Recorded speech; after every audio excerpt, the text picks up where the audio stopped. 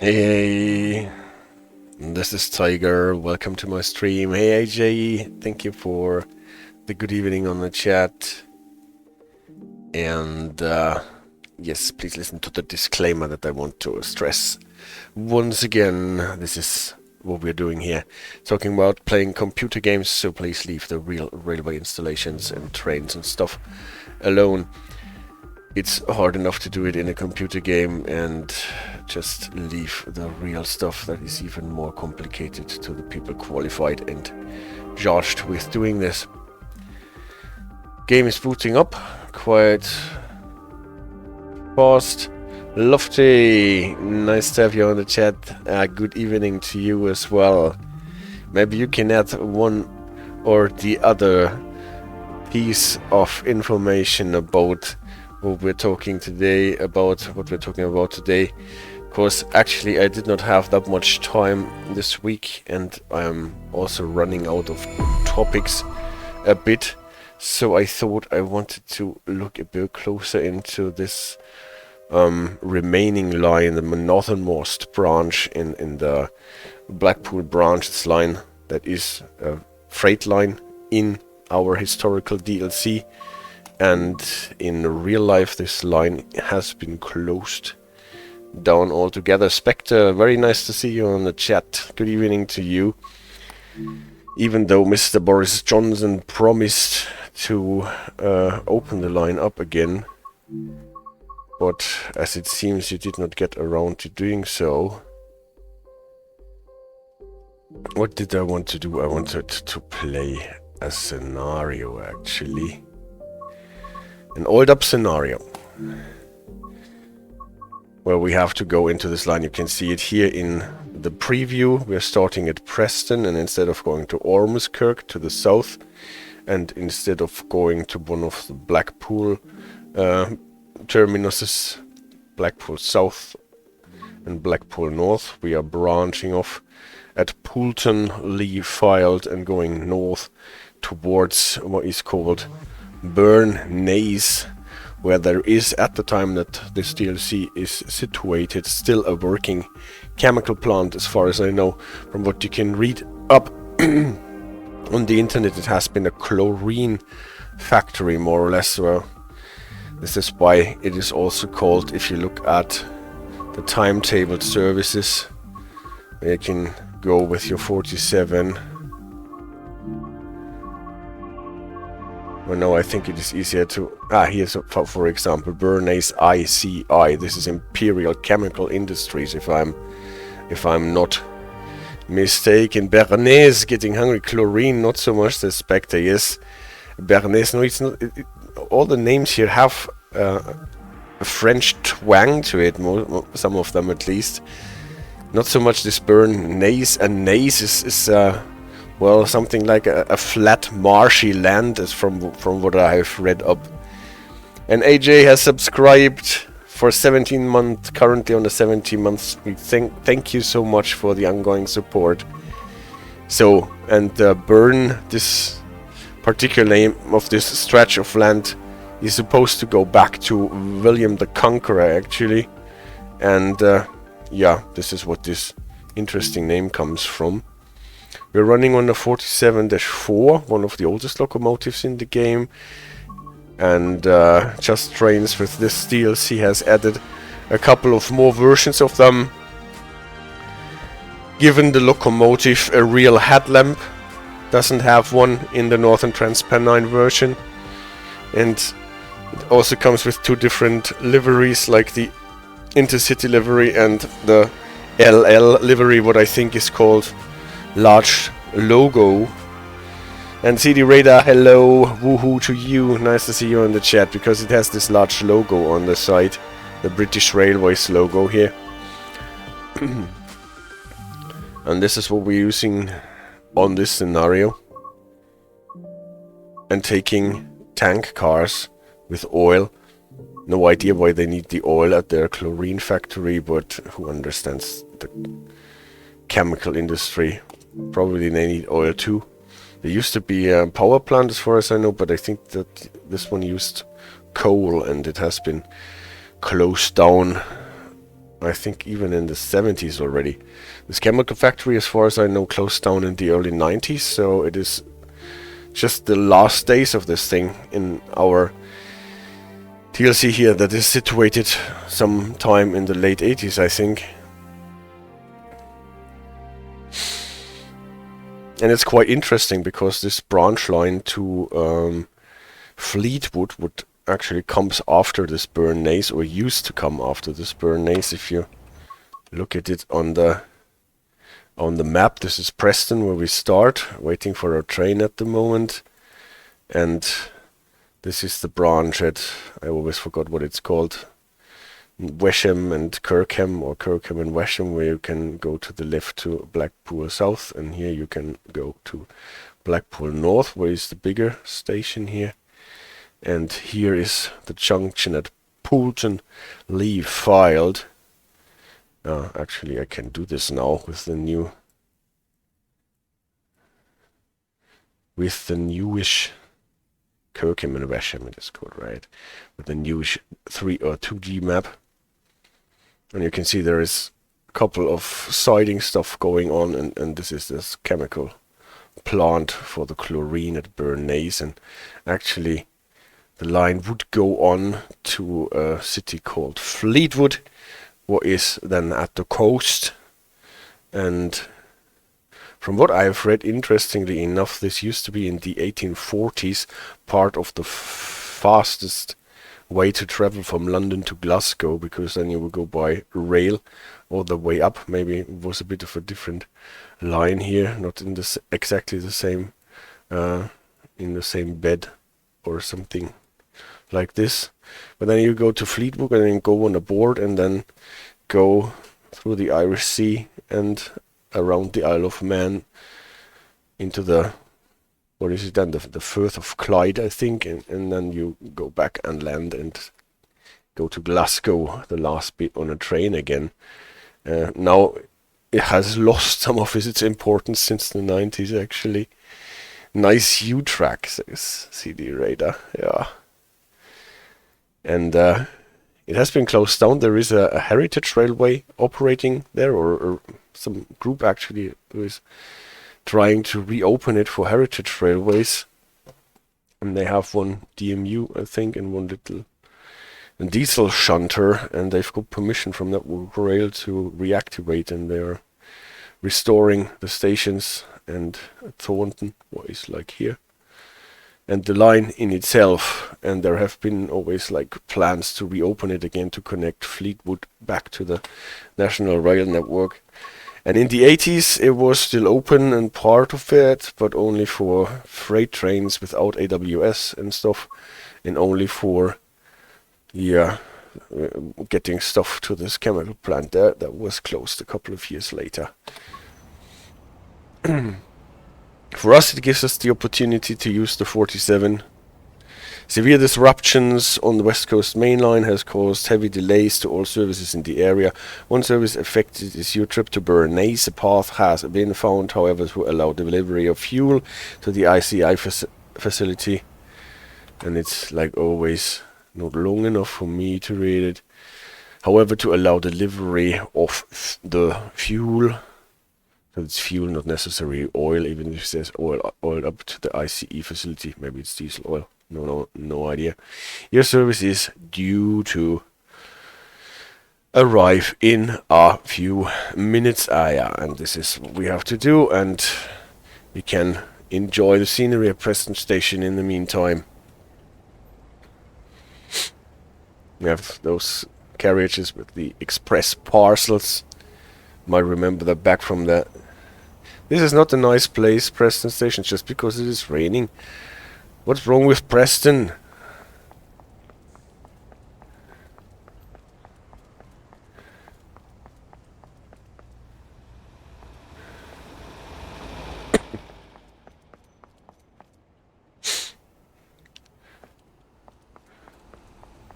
Fortunately, we cannot hop on those thingies and drive around.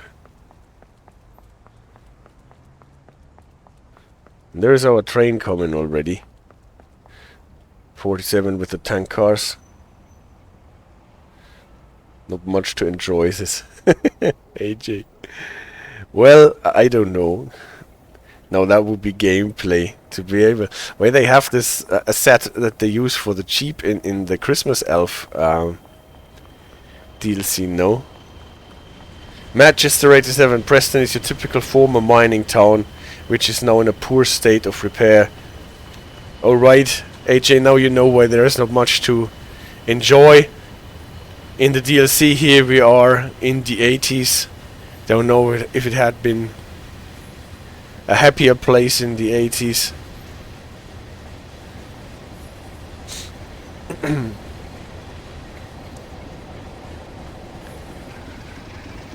But it's at least the largest place in Lancashire, isn't it?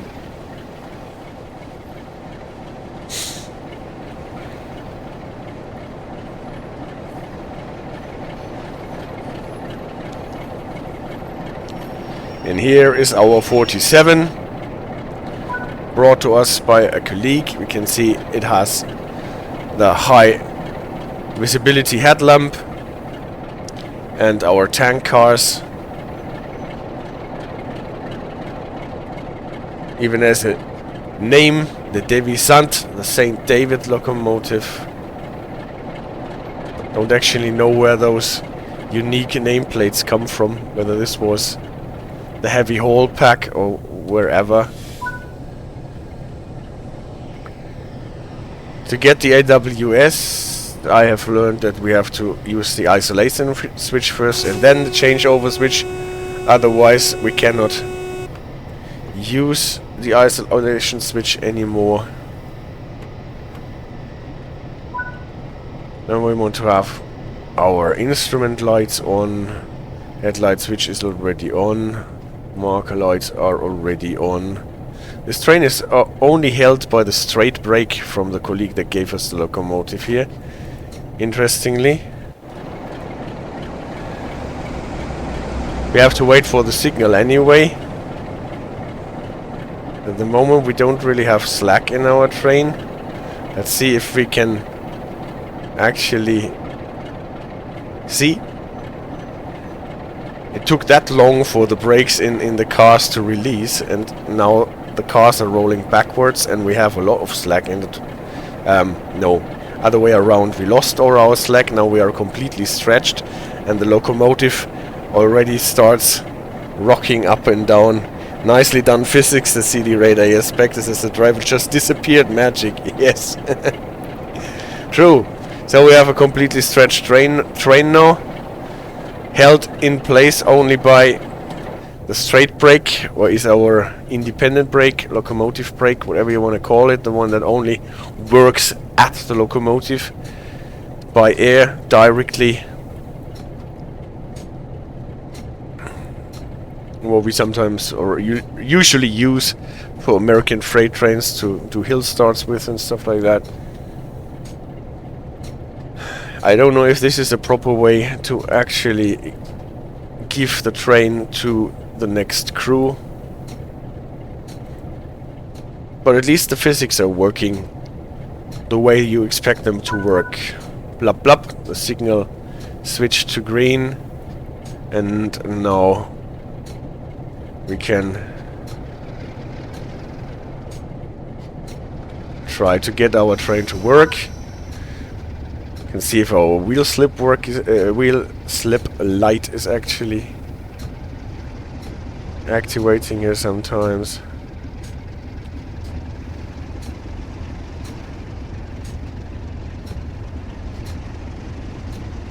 For that we can go into the yellow part a bit. Don't stay too long. Where wheel slips, you can see the white wheel slip light is lighting up.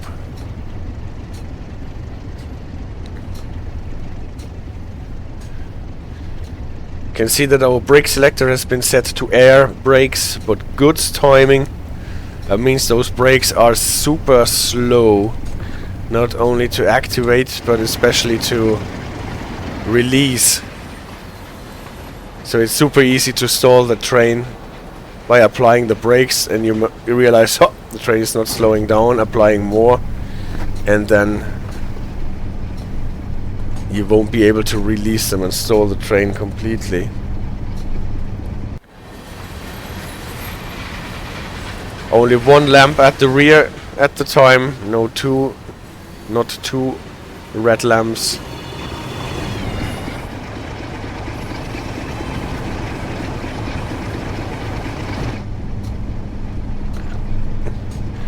Why I picked this scenario here is because we're actually getting a stop at Salwick sidings, where we typically don't go to. I think we are running across a 15 switch. Yes, we're actually in a 15 limit here. This is why I'm going so slowly. Up ahead again, St. Walburg Church.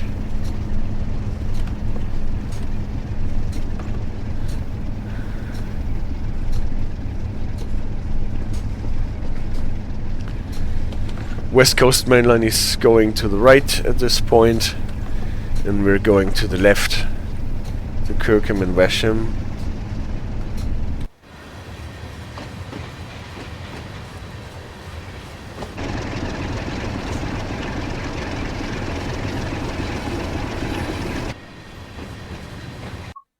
Okay, we are already free of the 15, we can accelerate to 35.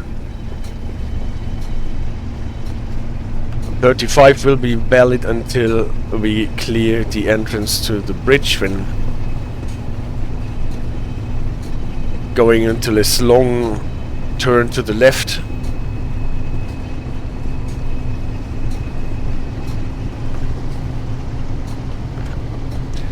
I find those old British diesel locomotives so super soothing to drive in the game, obviously. St. Mark's to the left here, I think it is.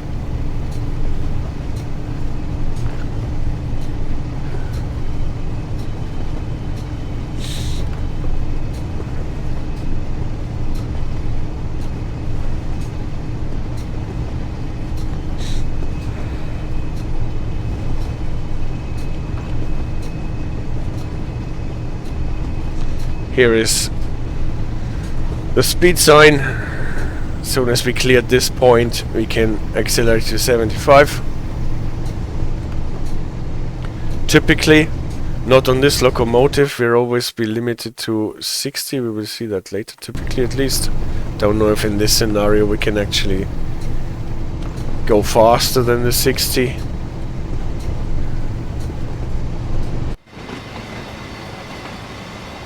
Cleared the point.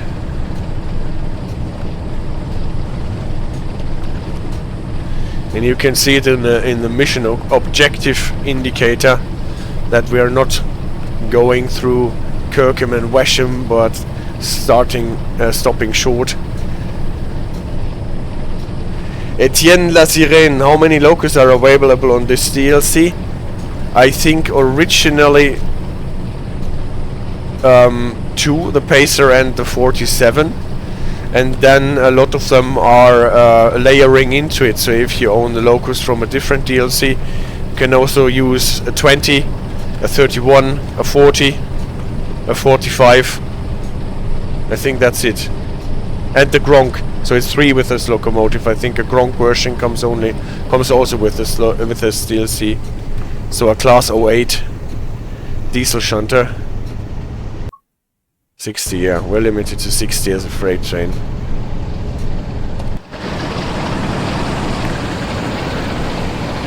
This is the part where the road works are happening. If you want, I can show you later how many locomotives I have in this DLC, but I guess some of them are layering over. What loco do you enjoy driving the most?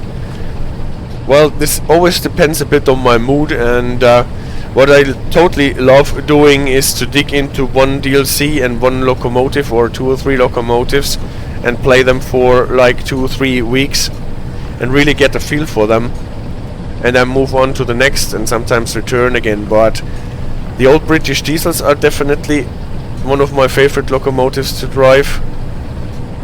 Then I super enjoy the old American diesel locomotives like the SD47-2.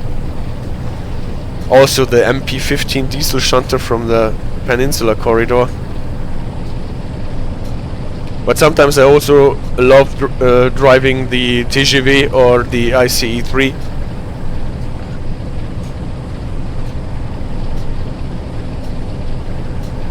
In general, I think I enjoy driving locomotives over driving EMUs or DMUs, but the great thing in this game is the variety. So now we have to caution signal, careful not to over brake, don't apply too much brake force, 4 and a bit is totally enough. Wait for it to work. And then you can see how long it takes for the pressure to go out of your brake cylinders. Even if I release the brakes completely, this will take some time, and this is even worse if you lower the brake pipe pressure below 4 bars. This 47 does in fact have some serious suspension, does it not?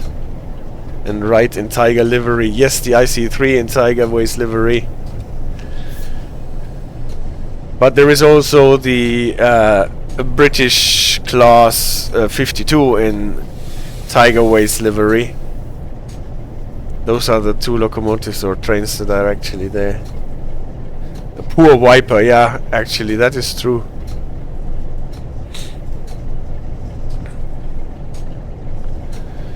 So, what was the rule in a freight train? You should not approach or you should not hit the AWS magnet with more than 15 miles.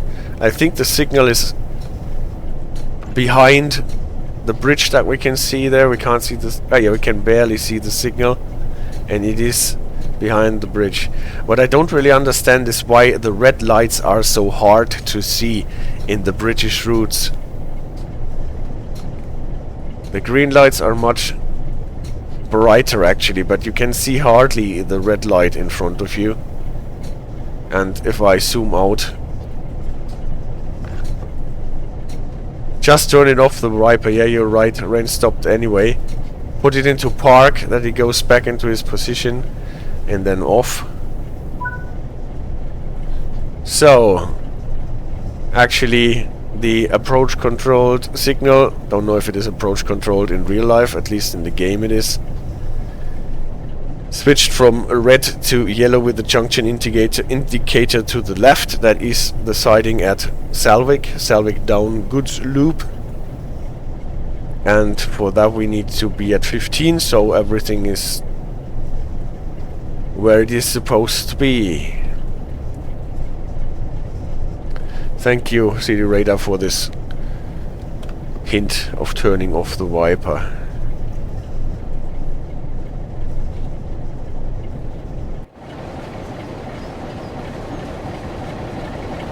German trains are nice to play, says Etienne.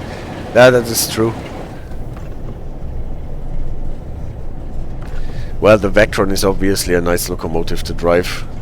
I guess the Expert 101 is also a pleasure to drive. I still have not gotten around to acquire this DLC. Roadrunner sound. Where did you get the Roadrunner sound from?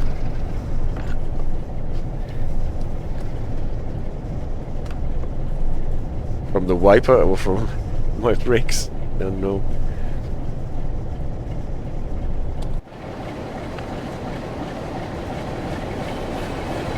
The meep meep of the train length indicator of the Vectron, yes.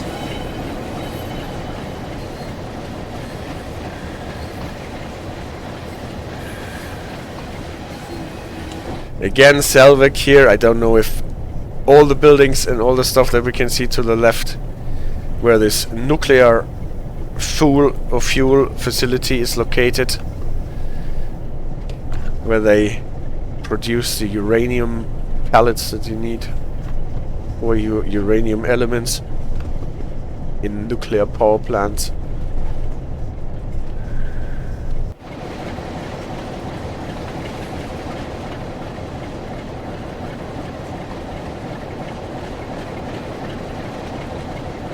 Still haven't met Mr. Burns, but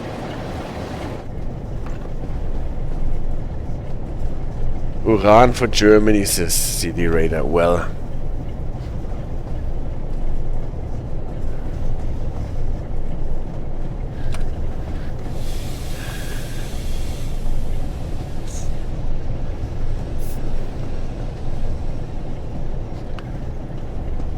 at any rate, I need to be careful because there is a red signal on the exit, obviously, from this loop.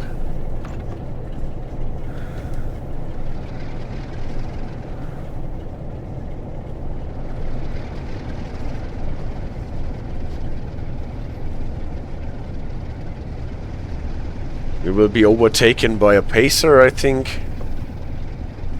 Are a bit late, because here's the pacer.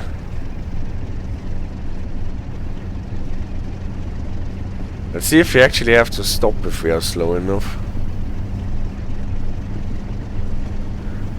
Game wants us to stop. Typically, I always try to avoid stopping, especially a train of that kind.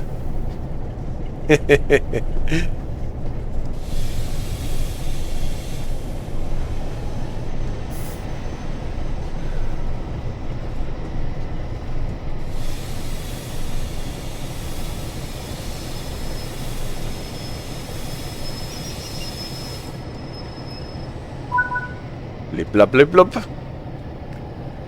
Now that 1M39, it was had code 1 train on the pacer. It was an express pacer. Has passed us. We can go on. The humiliation of being overtaken by a pacer is lofty. Well, let's see if we can get our brakes cleared at any rate. It will take forever typically to clear the brakes. Now at least the ones that the locomotives have cleared, but that doesn't necessarily mean that the cars have released brakes, but at least we can go.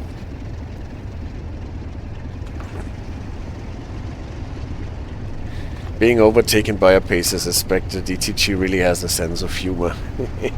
Well, in the land of the blind, right?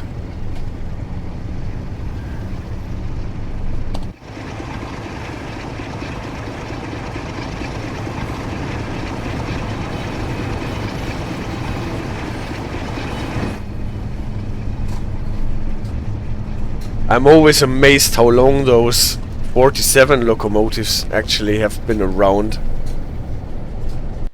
If I remember correctly, they have been more or less succeeded by the Class 66s when they were imported to the UK. And there is actually no freight locomotive in between the 47 and the 66. Lofty, I think given the ammeter on the right, you're maybe pushing the 47 a bit harder than would be expected. Well, when starting the train, I allow it to go a bit into the yellow.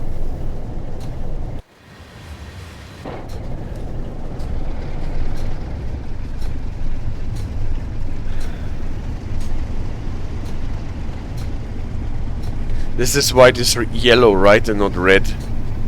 And apart from that, for constantly driving, I always try to get the ammeter on the border between green and yellow.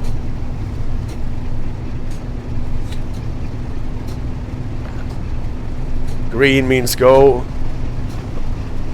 yellow means also go.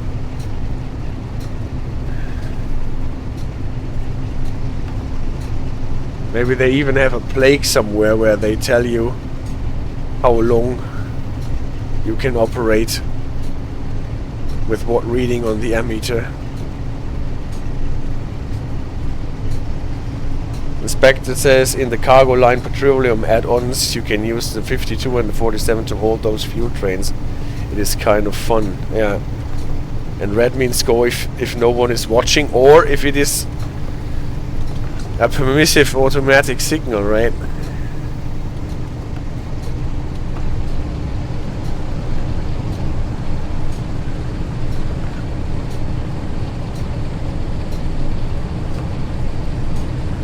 So, now we're getting closer to Kirkham and Washam, where we will branch off to the right. That means we're not going through the station lines, but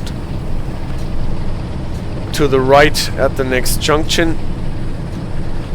If I remember correctly, this is a limit 30 on the switches, after that a limit 40. So there is no point in accelerating too hard, because soon enough we will get to the junction signal and then we have to slow down again.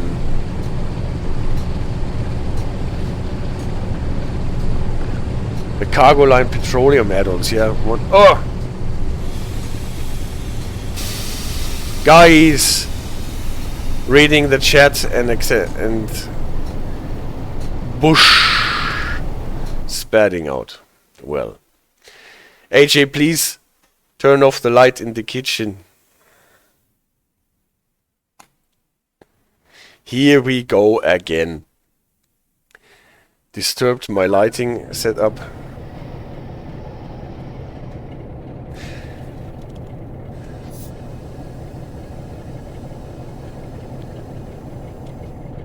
And this train is actually not a nice thing to stop if you just realize that you're approaching a red signal. Because it just does not stop.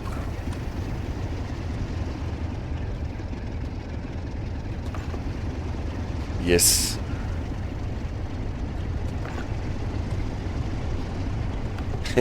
I'm afraid we cajoned, yes. Cajonet. How do you say that? Cajoned, maybe. Like in Cajon Pass. Remember what's the last SPAD that we had in? Approaching Nottingham, I think. Or was one in between?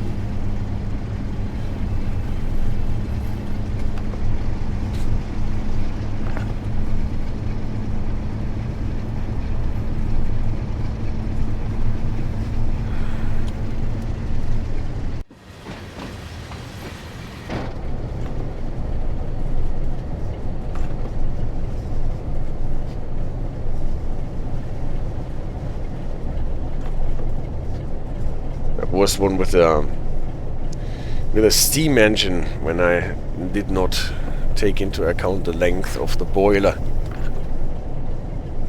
CD Radar says I have decided I will be counting it. There was one in Simrail when I took over the train, and when I switched off the autopilot we were just approaching a red light with full speed. So it looks like I already spent my 1 SPAD per year.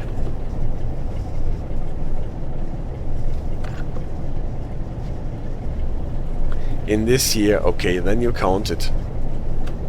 Also count it signal system wise.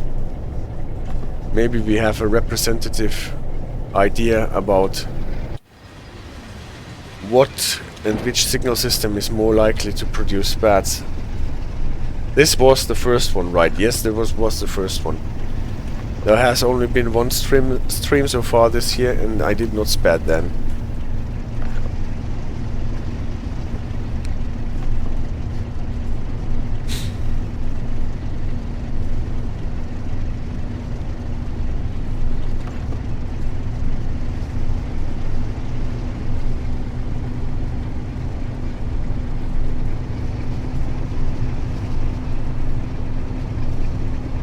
Junction signal was red.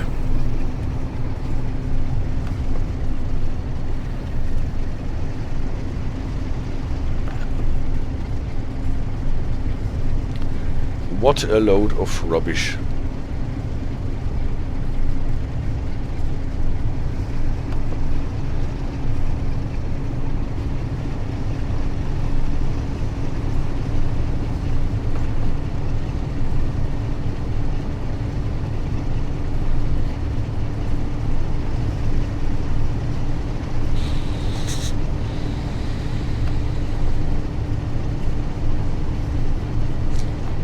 Expected I had a SPAD on Frankfurt-Fulda with an I.C.I, but it was kind of weird, driving along nicely and all of a sudden a VR0 signal with white Zusatzlicht, and then boom, I am telling myself it was kind of a red light bug.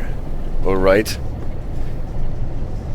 And Lofty says, I mean, this was before TPWS, right, so you wouldn't even get an e-brake for passing the red.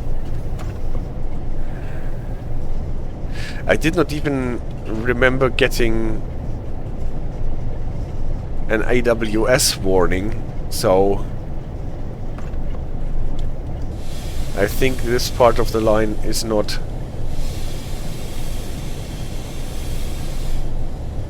fitted with AWS either at this point in time.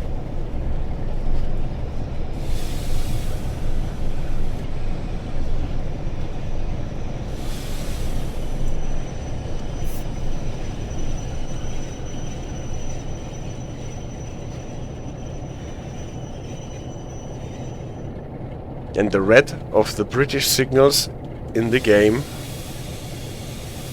is not really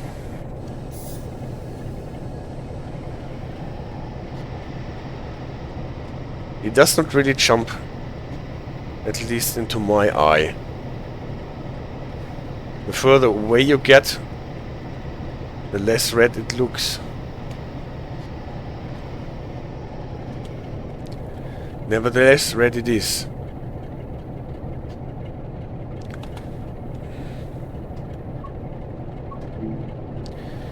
Dispatcher says, after applying Rule 55, denied.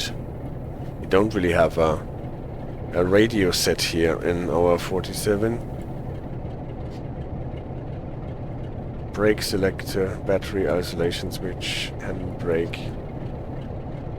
The ones from Just Trains don't have the DSD control here. On the old version, this was for turning on and off the DSD. But this is not animated anymore. Ah, the signal switched. We have a hot plate, but unlike in the Class 20, it cannot be turned on. At least I have not found a switch yet.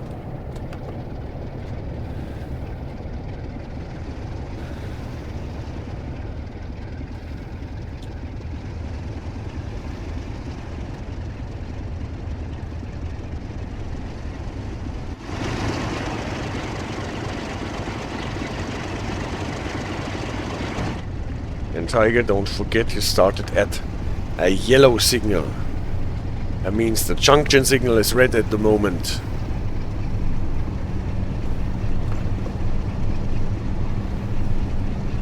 What is coming here from the opposite direction? A pacer.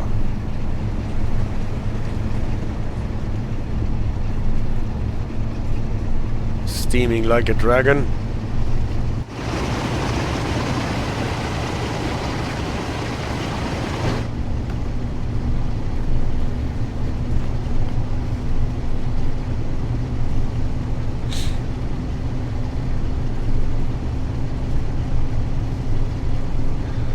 Regarding the radio, I think the phone would have had a phone you'd use to contact the signaler. The signal, yeah. The signal would have the phone. Or should have the phone.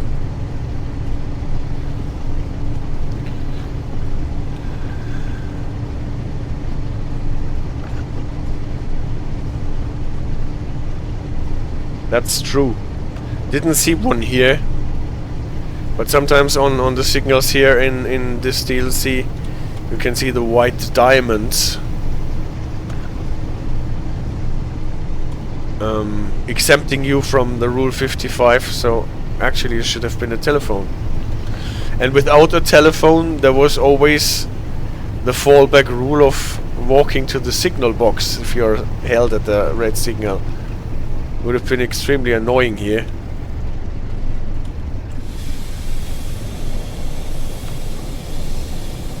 Again, junction signal is close at hand, but it is already at yellow and showing the feather to the right. So applying the brakes here was... But we don't get any AWS warning here. Now it switched to green.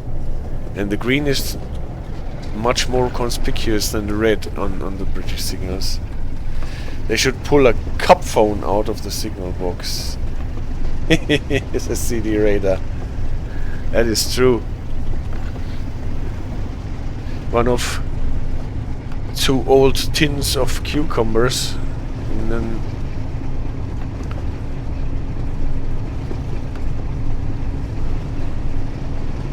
you can message the signaler.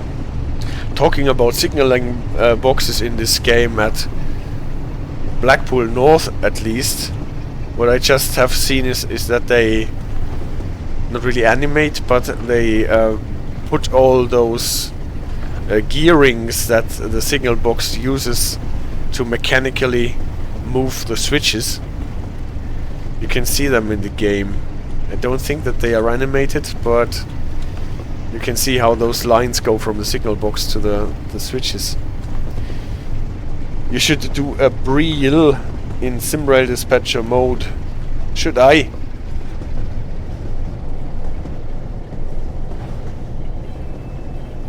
Well, I have to get to SimRail dispatcher mode sometime.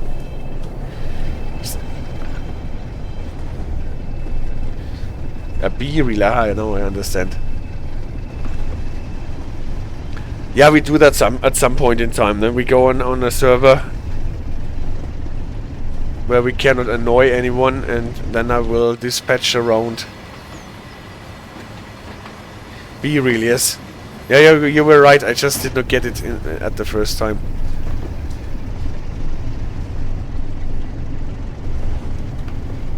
Maybe we should just do this just for fun. Me dispatching, and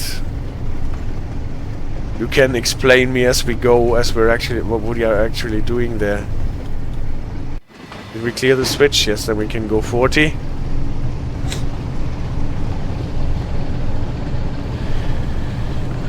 Here, Kirkham and Washam. To the left is where the line branches off to Blackpool South.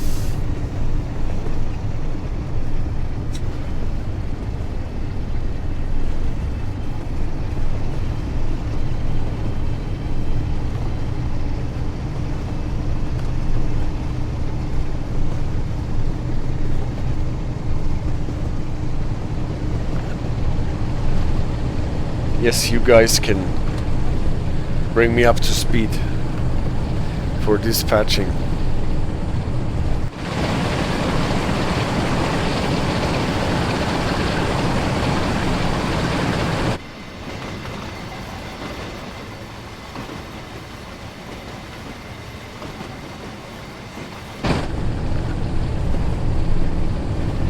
I think we already passed the point. No, we have not. Not before this line comes in from the left. Here, this is the branch to Blackpool South.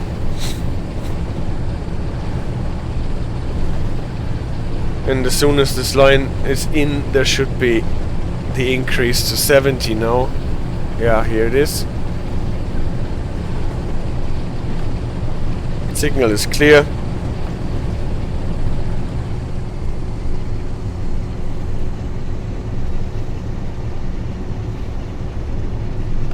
There is this interesting wall structure to the right.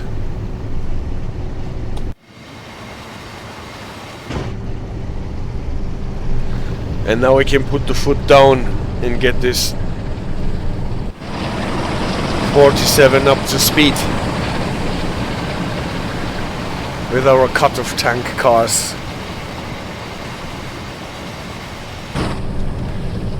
With the fuel for the chlorine factory.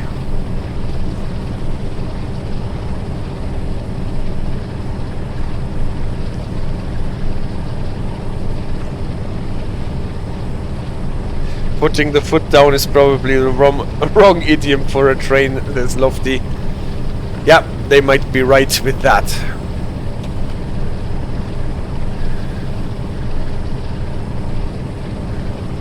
On a British train we have actually to pull the throttle handle towards us. On a European train we would rather have to push it away from us, lean on the stick.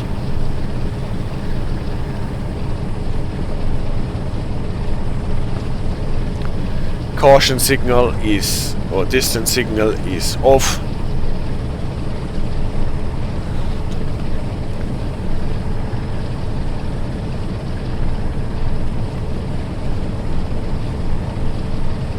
Whistle board. Where am I?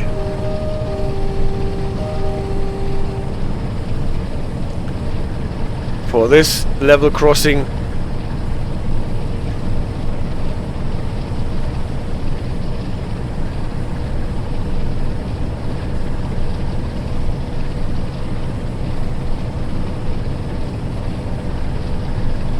this is the signaling box with the outhouse.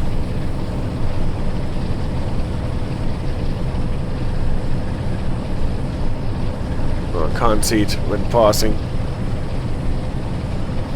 But this signal, for example, had one of the white diamonds, exempting you from Rule 55.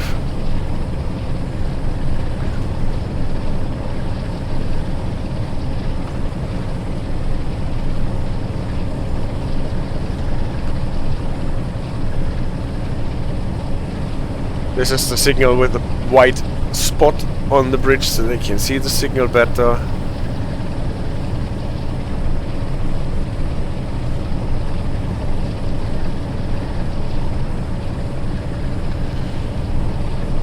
And then we're getting into a quite long straight patch of track,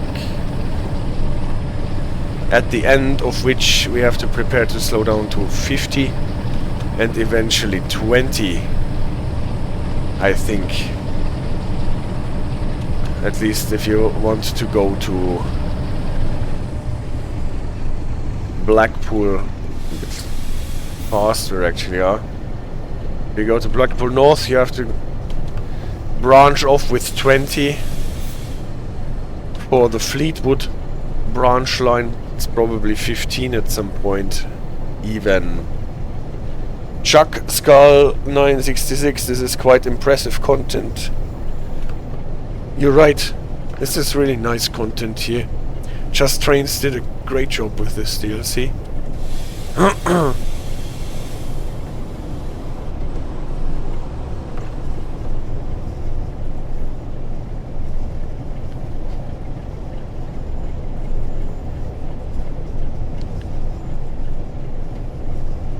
So good thing is that we don't have to slow down so much. Super Paul, nice to see you. Long time no see. On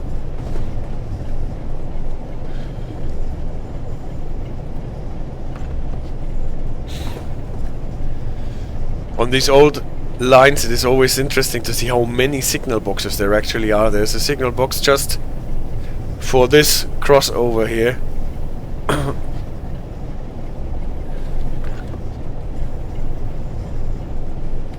And Chuck says my PS4 died with this DLC. Oh, I'm sorry to hear that. Maybe they overloaded it. This is this long straight stretch, I think, that I was talking about.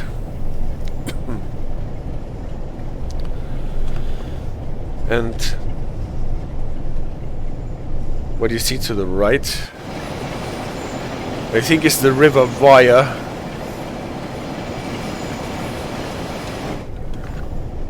But I'm not entirely sure. Maybe it is also the canal.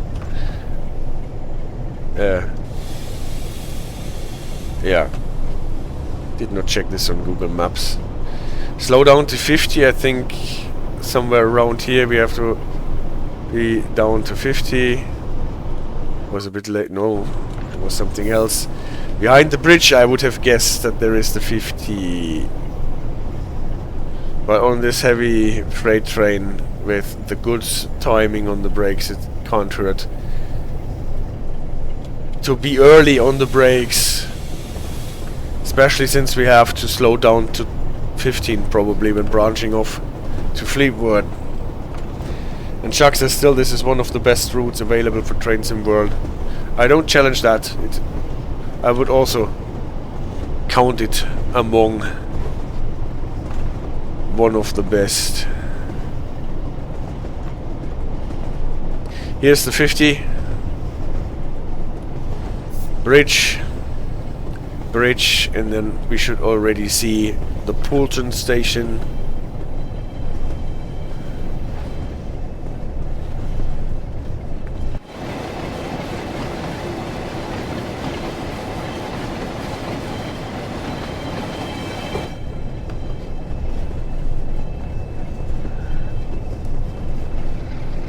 Now I have been a bit early on the brakes, but can't hurt. Gives us the opportunity to enjoy the scenery.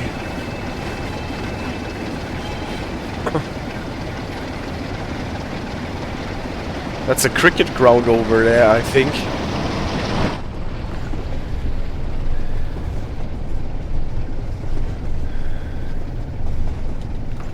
This train was coming from Blackpool North.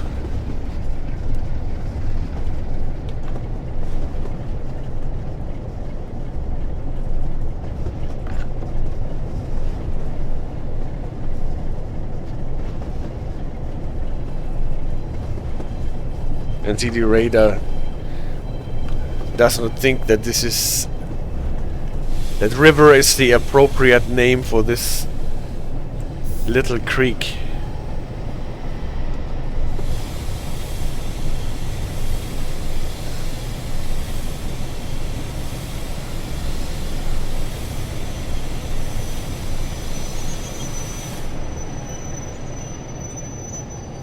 Yeah.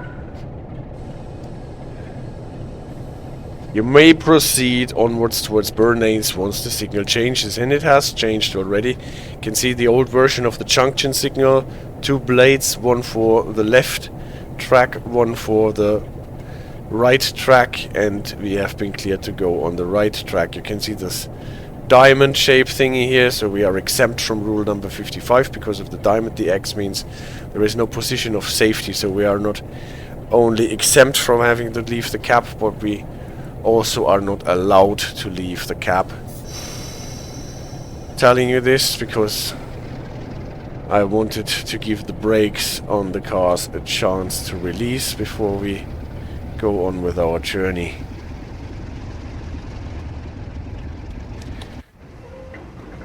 You can see how the last car is still standing even though the locomotive is already moving. That means we had some slack in our train.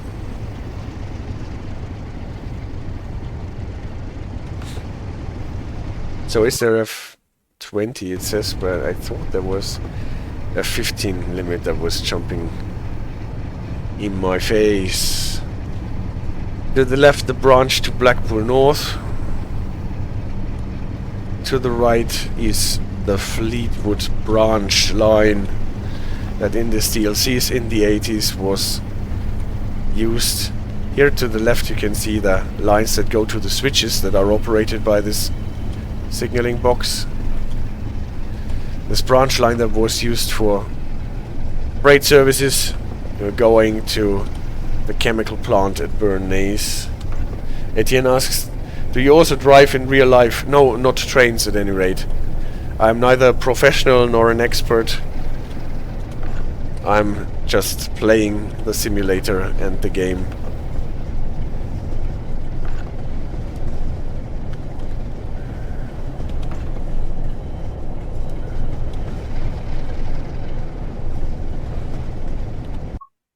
Yes, see, there was a 15. There was a hidden 15 limit that we could not see before. I know that. Spectre says, ah, come on, you're an expert by any means, I would say. Super Paul asks for... Thank you, Spectre, for that. That is very nice of you.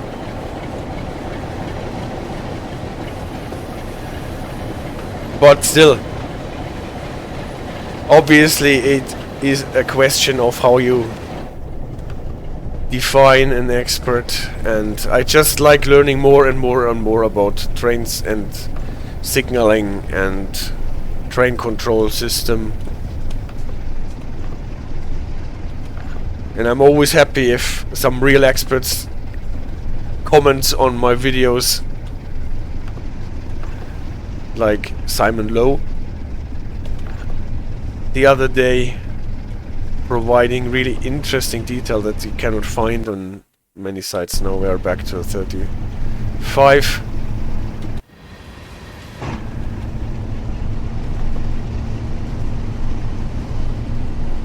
So, proper drive-by for Paul.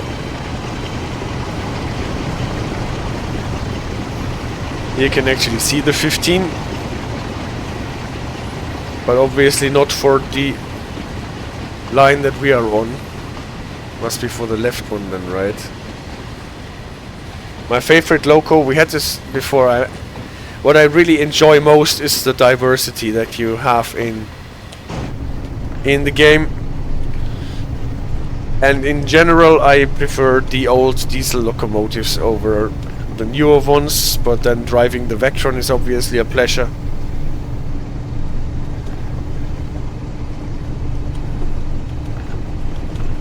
The great thing about this game is actually that you can have so many different locomotives and trains and compare, check out, understand why they did something differently years later and how things evolved. And that is really great about this game. I also like this in SimRail a lot, that they have different versions of the same locomotive that they are working there. CD Raiders is true, there is something for every mood in the game, whether it's the map or the type of train. Yeah. So this locomotive and the old diesels, I really enjoy driving them when I want to cool down, decompress, because they have this really long cycles. It takes them forever to accelerate. It takes them forever to slow down. That makes it so easy to miss stuff. This is hopefully only a caution signal. Yeah, it is. Fishtail, yellow.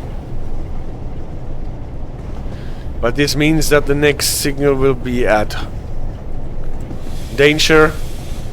Unfortunately, I don't know where the next signal is. Hopefully, yeah.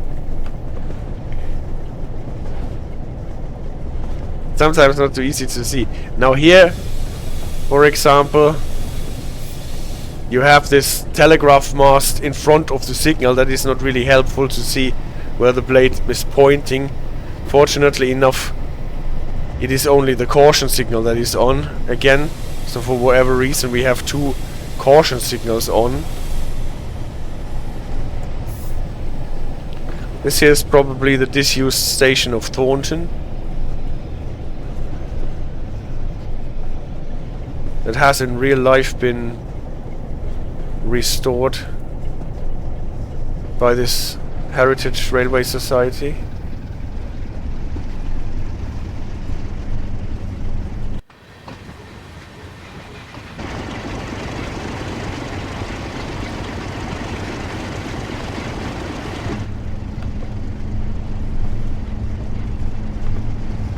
Spectre says this DLC is along the same lines as Tees Valley and Northern Transpennine, but so much more advanced and sophisticated. True. Even though I have to say that I love the Northern Transpennine route, because it always goes up and down and has this dynamic speed profile. So Northern Transpennine is really a great route to decompress. Hey!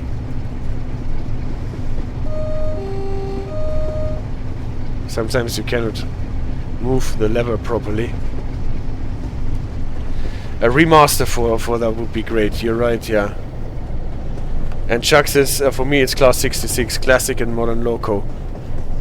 66 is obviously a really great locomotive to drive, very sophisticatedly implemented in the game.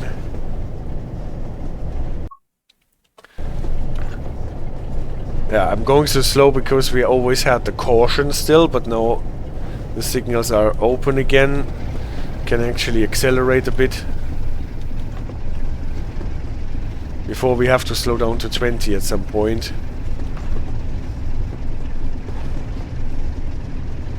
It's already the part where the sidings start. Hillhouse.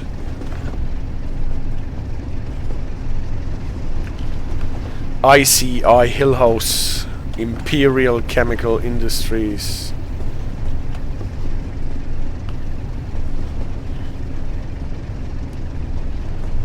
Nowadays they also have a plastic factory there from what I've seen on Google Maps.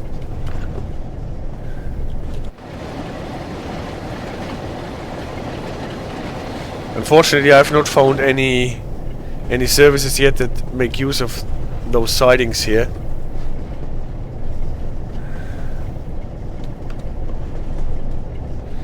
Oh wait, I'm afraid I don't have a schedule really for my stream. AJ, are you still awake?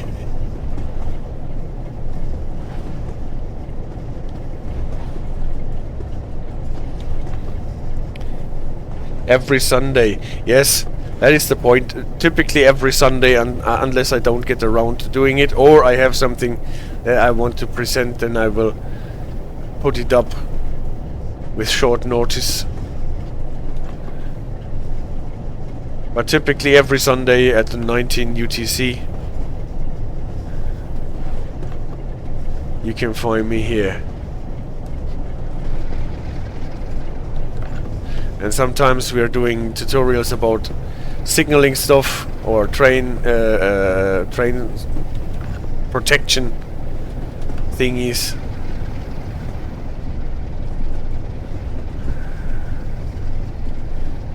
Don't know if this is the old Burn Naze stopping point.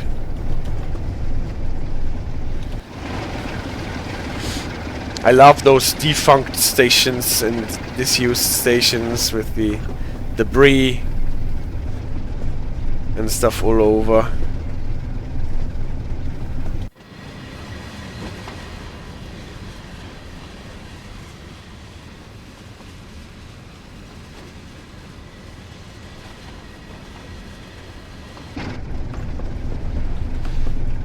Yeah, we have the Discord, but it is not linked with those short commands. Maybe someone can throw an invite into the chat for the Discord.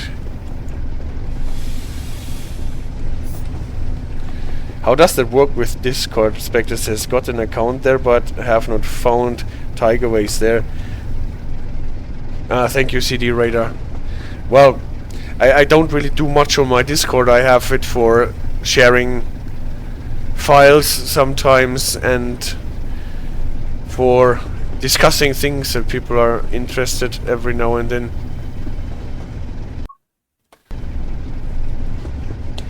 So it typically works with the invite base, on invite basis.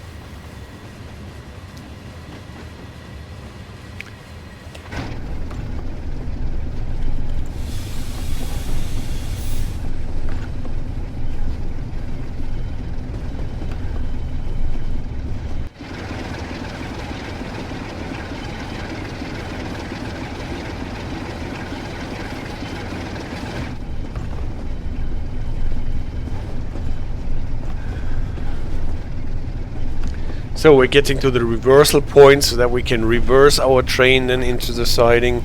Alice says, so you don't need me for anything? Oh, come on. You with your black tiger icon.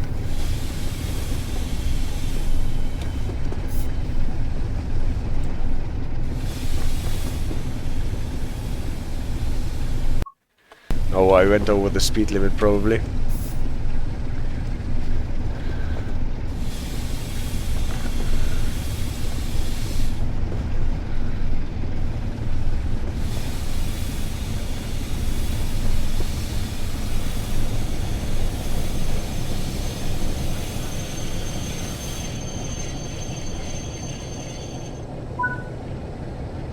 And stopped. That reverse the engine only and apply the straight brake. That means we have to turn the throttle off completely. Engine only, and they want us to apply the straight brake. Set the junction. For the fun of it, we do this actually by getting off the locomotive. In the game it's always like jumping off the locomotive, right? When I was on a locomotive in real life, this is really high, getting off them. And Aegis has just thought, because you asked if I was awake. Yes, I wanted to ask you about this this schedule thingies and those exclamation point commands that we did not implement in our in our channel here, as far as I know. So let's check. Is that the switch that we have to throw? Yes, it is the one that we have to throw. And now we can go. Always nice to have those. Got caught on the side on the sign. It's just a stop, look, listen sign. Footpath crossing in the shunting yard. One of the safest things that you can have. Ah, and you say you didn't want to use any services that would allow for these. I don't know if you can set it just by using Twitch. And you have set yours by stream elements. Yeah, that is true. I did not want to have stream elements because I did not want to tell them my Twitch credentials. You are right. And now the game wants us to sit in which one? In that one. Again. Alright.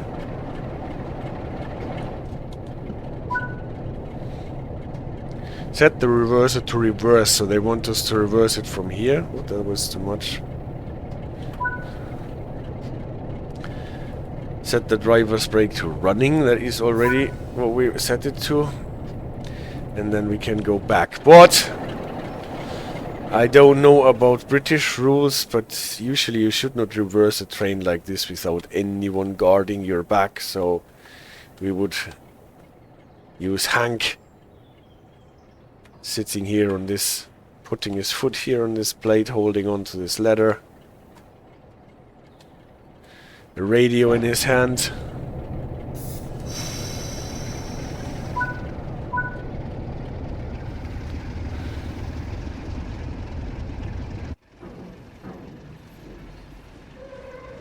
And creaking along.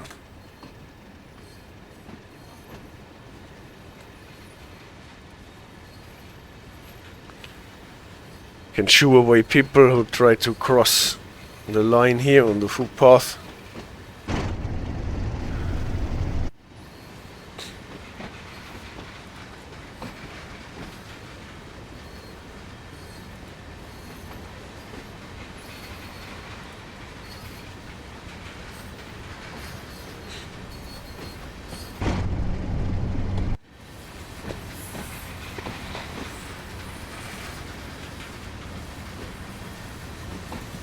So I hope we have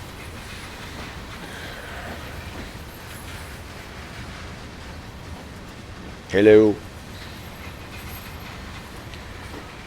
I think we have set those switches correctly. And this is actually where one niggle about the Just Trains version of the 47 is that they have connected the AWS acknowledgement with the key that typically works for the DSD or vigilance system.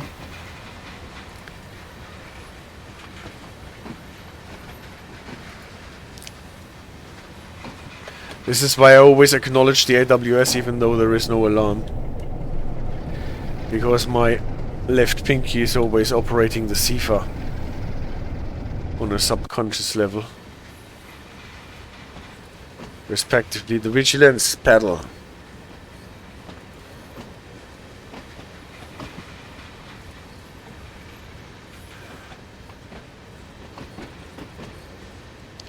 That is industry.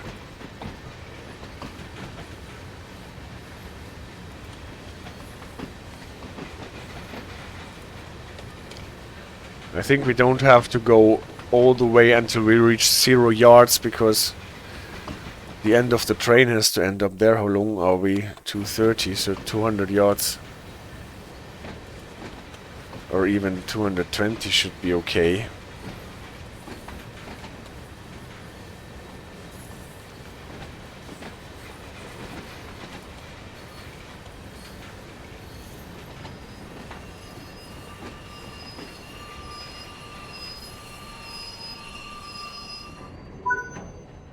Yes. Shut down the cap, set the reverser off and the master key. Alright, throttle is off. Reverser off and the master key. And what do we do with our brakes, guys? Let's see. Turn off the high intensity headlamp and the marker lights. Okay, also the instrument lights. And head to the indicated marker. Ah, it's already done, I think. You don't do anything more.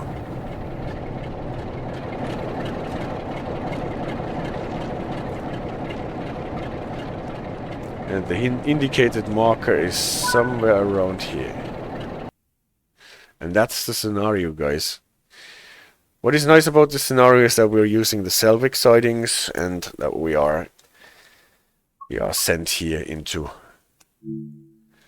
the what is left in the ITs of the Fleetwood branch line. We, says AJ. The brakes are overrated, says Spectre. Gravity always wins. Well, Superpaw says, I don't know if you've ever heard of the game Tram Sim Vienna. Yeah? The cool thing about the game is that when you reverse in the depot areas, the game puts an employee at the back of the tram who gives whistle signals. That's very immersive. Oh yeah, that is a good thing. And Alice says, now we're all oiled up. Well, at least, unlike in the Arosa scenario that we played, we did not have to release all the oil on the floor. And CD Raider says, alright, I play this Tram Sim Vienna. Yeah, it's on my wish list. Tram Sim Vienna. It looks nice. So, what I wanted to look into very shortly for the end was that I wanted to show what I find cool in Blackpool North. And Super Paul loves driving the old E1 tram in Trans in Vienna.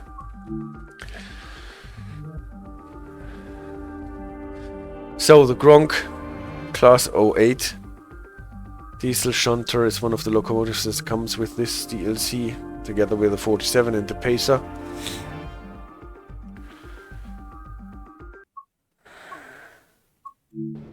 It's this one that really looks very compressed. But it has a lot of stuff that is actually animated here from former times, because it is a very old one. It has the battery isolation switch on the outside of the car, and has the lights to be set. Can even switch between parallel and series alignment of the traction motors. All those things. Has a brake switch between vacuum and air. And what we have to do here, and what I wanted to show actually here, is that those miniature signals here that control typically access to shunting areas and stuff are actually working, unlike the shunt ahead signals in the remastered version of the West Somerset Railway, for example, that let you into an occupied track with the main signal. Those little thingies are actually working quite properly, typically even with the indications where you are supposed to go, and the signal box has those lines here that lead to, here you can see it, the switches that are controlled by the signaling box, and this gearing Looks super complicated, super fragile, and is connected with those mechanical arms for switching around. So the signaler guy here can pull those levers and do the switching. You got the diagram for the station area. But from what I have seen, this is not animated, but at least it is built. That is a nice touch, in my opinion. Must actually add quite a lot of man hours to implement this. For cyclists reversing the E1, they say, for the cyclists this is tricky.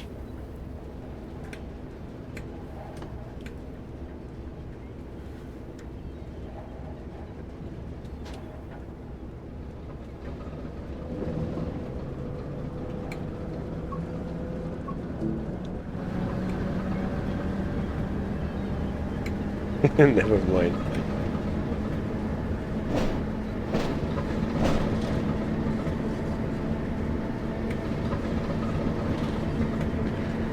But maybe this is the first step to getting something like animated dispatching into that game here. Why is this called a Gronk? Oh, I don't know. I just know that it is. Here's the signal that is at the moment relevant for us. Oh, we're derailed because the switch was not set. Well, what is it? 1 hour 15, then we can replay it. Yeah, those C alignment locomotives with 3 axles, not on a bogie, they tend to derail if the switch is not set properly when you're going.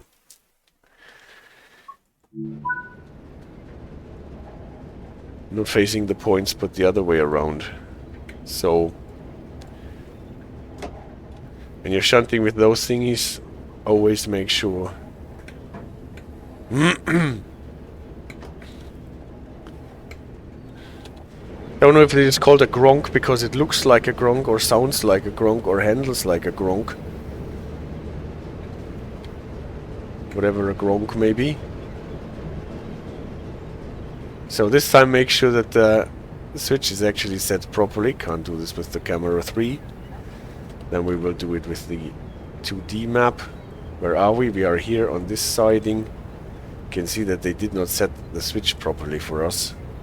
Now it is set properly for us. And we have to go just here so that we can be let in. What's the idea about this shunting move here? Shunting the locomotive out of the sidings. For shunting it out of those sidings we have this little signal here that allows us to go on this track, and then we have to shunt behind this signal so that this signal here can allow access towards the station area. So again,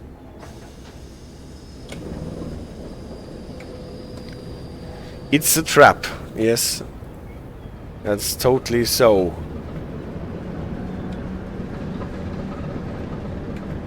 You should not do that in real life either. Should not cut open the switches if they are not aligned properly for your direction. Don't know if you would derail, but on a locomotive that does not have bogies but just like 3 connected axles. This happens a lot in the game, also with the German 363.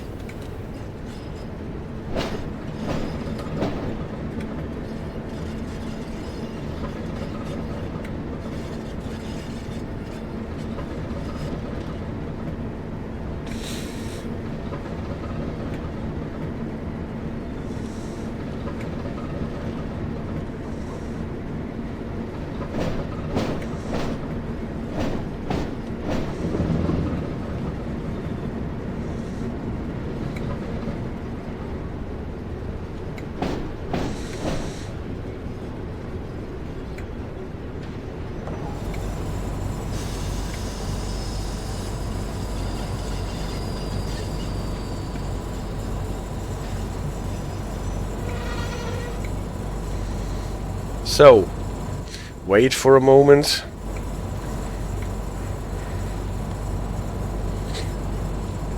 Until we get a signal here. Can already get the reverser to forward, because now we're shunting into the station and picking up a cut of cars.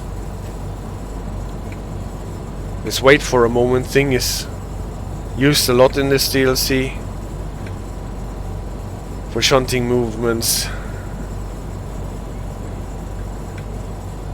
on freight trains, instead of having to open your doors and close them.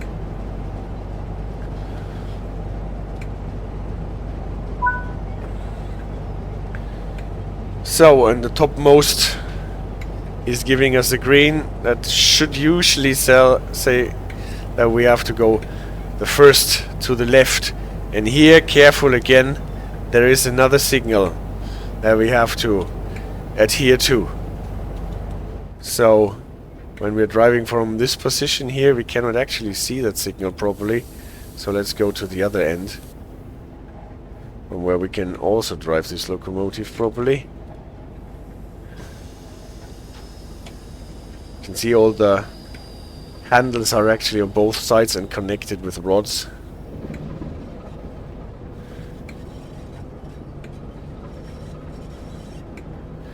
The emergency brake as well as the loco brake.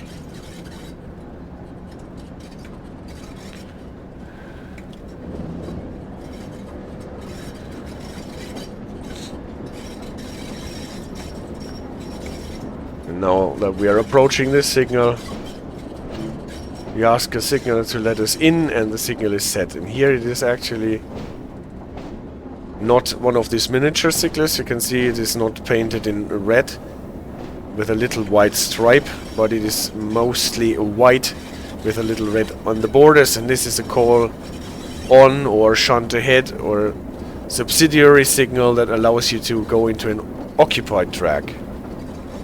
With restricted speed, obviously we have to drive on site. Spectres is so it can be driven by two people as long as they agree. Yeah, or at as long as one is significantly stronger than the other. That is a requirement for that.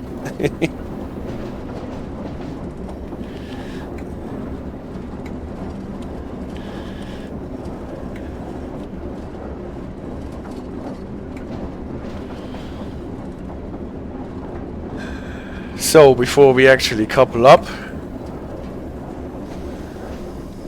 you should probably stop.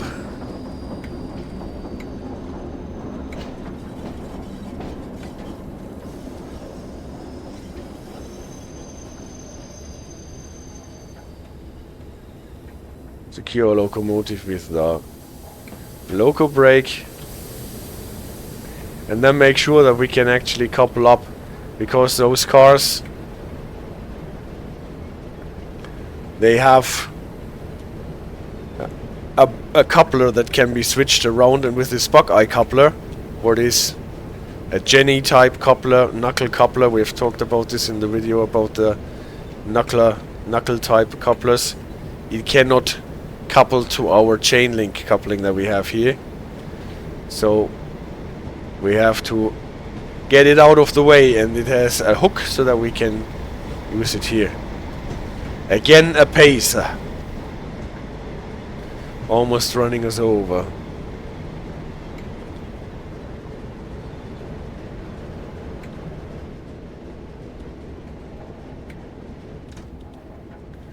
What works nicely on this locomotive, I have to say, is the thing with the Aufdrücken.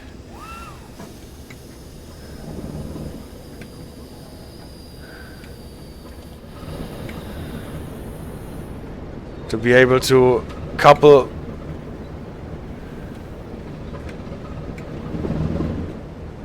the chain link properly, we have to press the locomotive onto the cars. And often we get kicked back, like what we have seen in Orosa. That was not really the softest way of doing the Aufdrücken, but here at least we get a contact and compress the buffers a bit so that we can couple up properly. And then on our way back, now we can go on the left side again. Driving from here might be the thing to do. And let's see what kind of a signal we're getting. Probably they have to let us out with the main signal.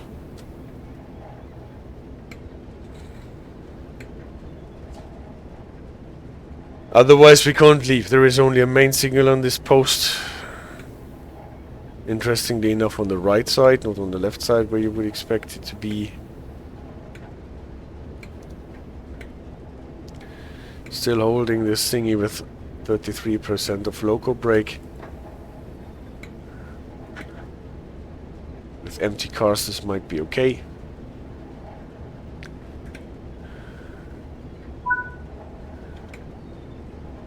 There is an intercity train coming in. 47 with passenger cars. The large loco. Nonsense, the large logo livery.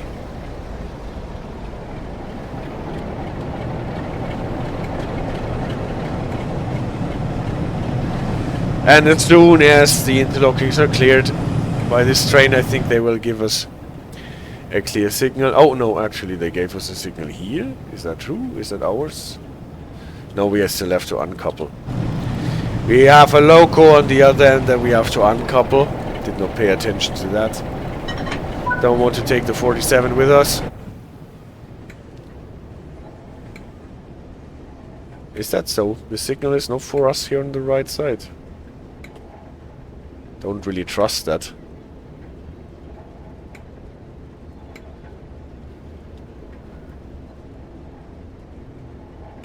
This one is cleared. This one not. Don't they have to clear that one for us?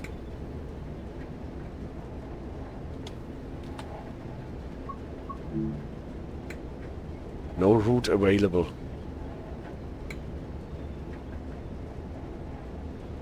Let's see what happens.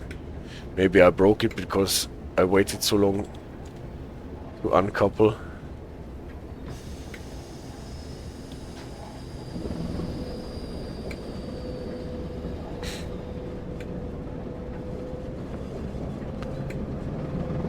Let's see if we sped out.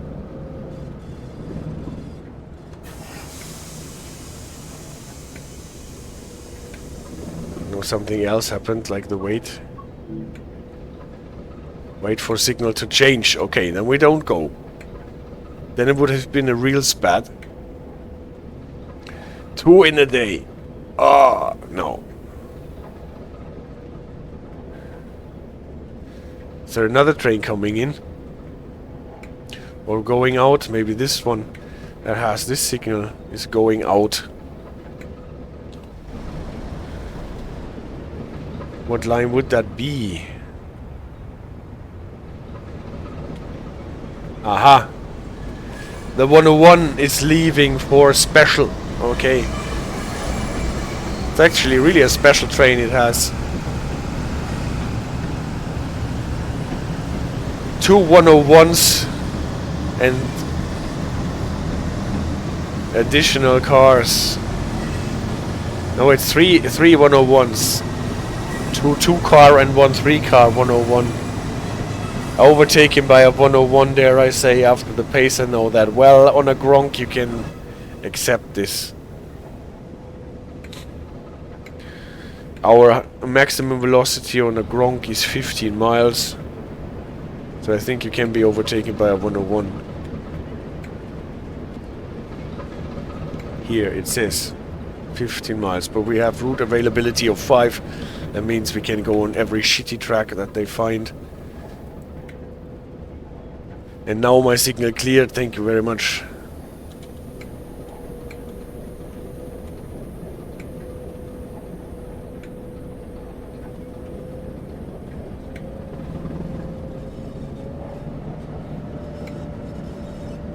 Did they also clear the shunter for us? Oh yeah. And now the pacer has to wait for us, see?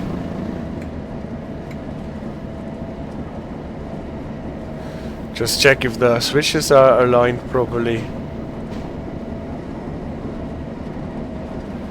Yeah, looks like it.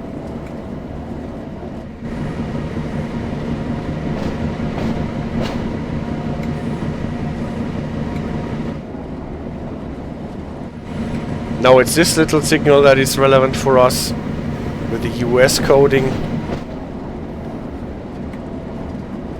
This time the US might mean something like upper sidings.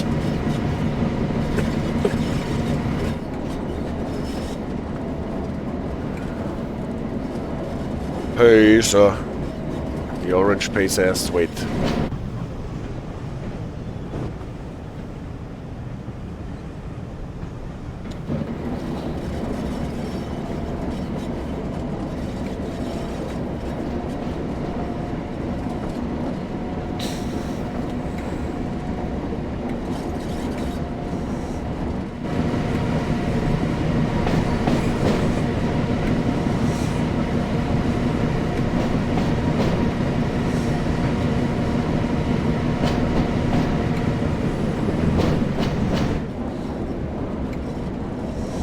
Even with two people driving, you can see only one can see the instruments.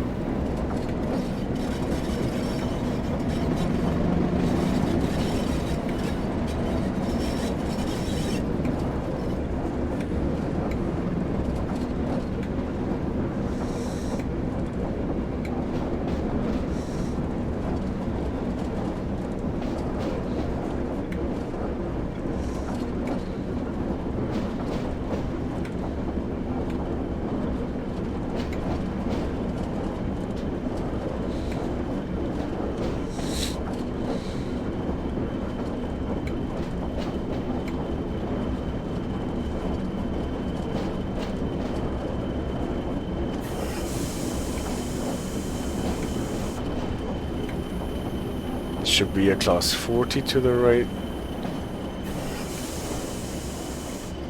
Oh, we still have to go a bit.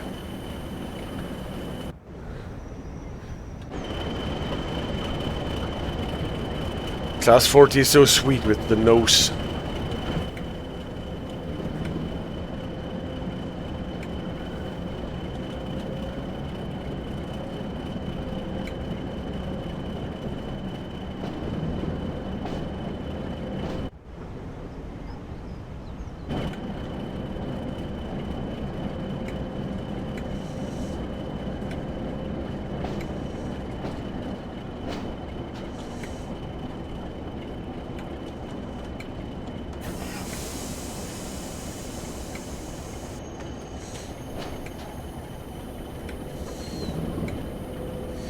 I still got my brake timing from the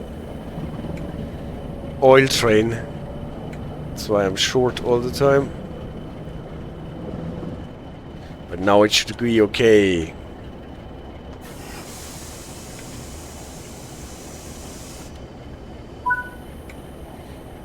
So before we uncouple, usually we should actually press the locomotive against the cars again.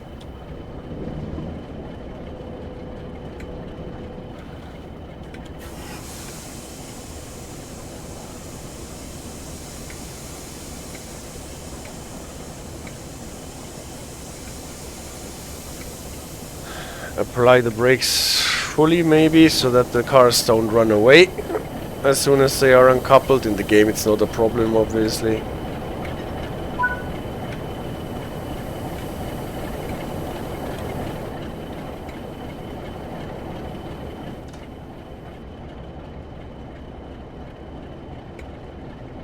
Oh, still got the throttle on, that's not good. Class 40 are nicknamed whistlers cause they whistle.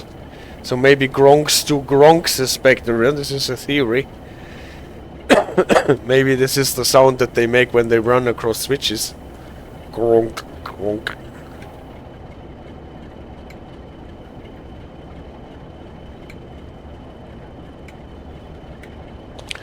Let's check out the signals and what we have to do. They will send us into the head shunt probably. So coming from that direction, they will probably have to let us out. Not with those, but probably with those little ones. We will see. We're getting yes. The little one is allowing us to go into the head shunt.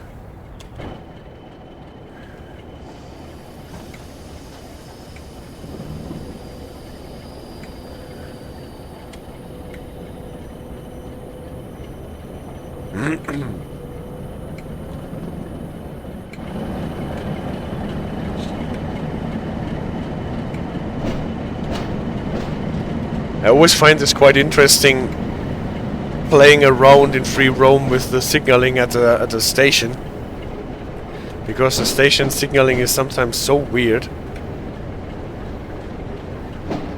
and the signaling at yards obviously same. And Lofty says apparently the gronk noise in question is when an 08 is starting from cold. Ah, I see. We can listen to that. I did not set my switch. Yeah, well, that's the next thing. Always check out that the switches are set properly. What I didn't do this time, but okay. If you're not streaming while playing this, then you can actually get your mind to focus on that and set the switches properly there. Well, let's see. Not play the whole thing again, just for the noise. See if we can actually turn it off from cold. And now I turn on or turn up the volume a bit so that we can hear the noise. So when starting this thing from cold, then we would have to close those battery isolation switches. They are isolated if this thing is cold on both sides on the locomotive. And then let's see that we have it braked somehow. Typically it would be fastened with the hand brake, because we might not have vacuum or pressurized air on our locomotive for this. And now let's start this thingy. Reverser is off.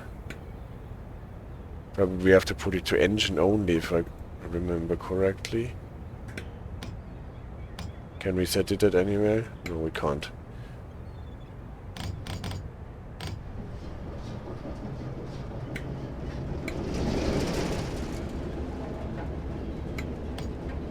Okay, that was the noise when we start the gronk. Maybe do it again with the windows open. Maybe then we hear it gronk a bit more.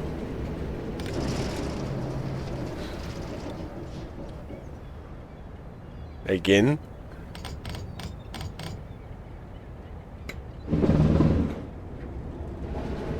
I guess it was this brr brr sound before starting it up. Okay. We've checked this out. And yeah, take away from this, never forget to check your switches and be wary with the station signaling, and kudos to Just Trains to have implemented properly the call-on signals or shunt ahead signals, like this one here. This one allows you to go into an occupied track as compared to those little ones that we have seen here, what are just miniature signals that allow shunting into not occupied territory or not necessary. So, alright, with another view on Blackpool Tower and Blackpool North. Thank you so much for bearing with me. One thing I promised I would look at the locomotives that come with it. Thank you very much for the stream, says Spectre. Nice one. And Alice says, thanks for the stream. Thanks so much, guys.